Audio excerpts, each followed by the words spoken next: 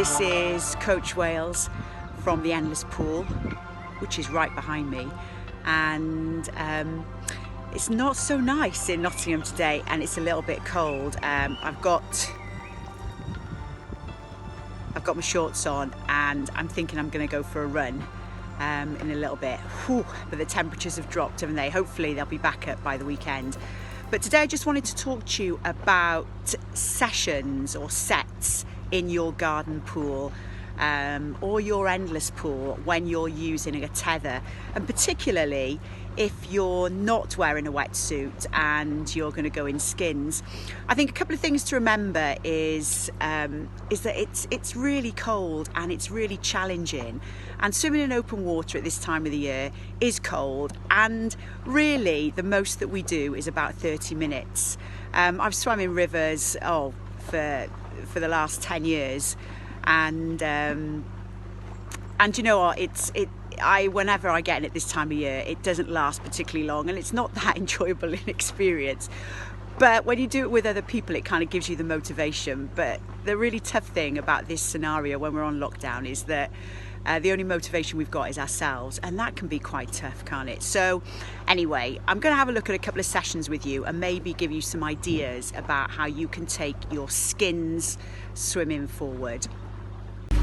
Okay, so this is my my board that I have for some of my lockdown swimmers, just to the side of the pool, and they can choose between a sprint set, a distance set, or a threshold set. Now, let me just talk to you about these sets. And if we look at the sprint set to start off with, it's all based on basically time, and that's because my endless pool has a current, and the current is set against 100 meters in minutes and seconds. So the flow will run. So for example, if you're used to doing 100 meters, training 100 meters in 140, 130, you can set the flow to 130, 140, whatever it is.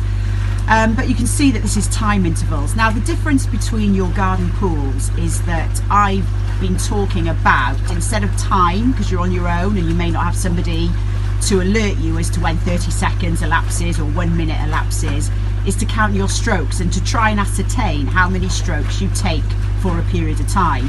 So for example, I can stroke out about 50 strokes per minute, and I've said that in some of our other training videos.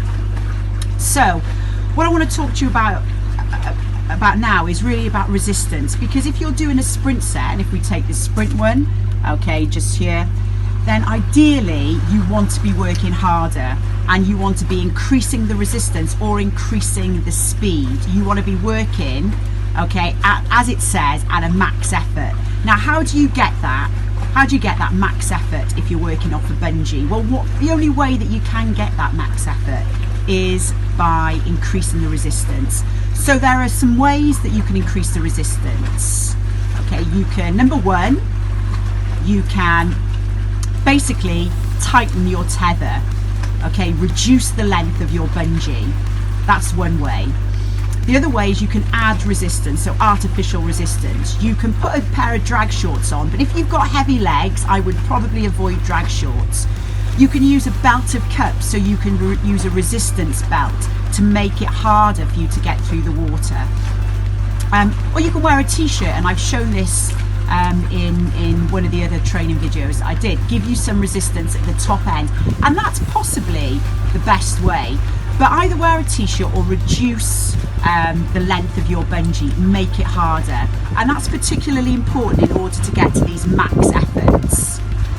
So when you move to the distance sets, that's when you need to be reducing the resistance a little bit, so that you can work at what we call a critical swim speed, a sustainable pace for that length of time. So you need to think about changing your resistance, and the resistance needs to be different from this set. This is a sprint set, so it's max effort, short bursts of max effort, and generally a little bit longer rest. The distance set is completely different, okay? Longer periods of work, but you need to reduce the resistance so that you can sustain that effort of work. And then finally, we've got the threshold set. So this is again somewhere in between the two. And this is really your threshold of what I call your good test sets. So to see whether you're making progress, whether you feel that you need to determine whether you're making progress. I mean, I see a lot of this time when we're in lockdown as a time to really focus on your technique and to really try and get some of those elements of your stroke ironed out.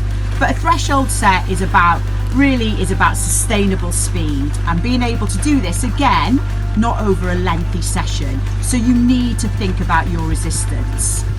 But if you're struggling with the difference between the two, just concentrate on short sprints and maybe a little bit of distance, particularly as a lot of you seem to be open water swimmers. So there's a little bit of advice from me as a coach during this period of lockdown.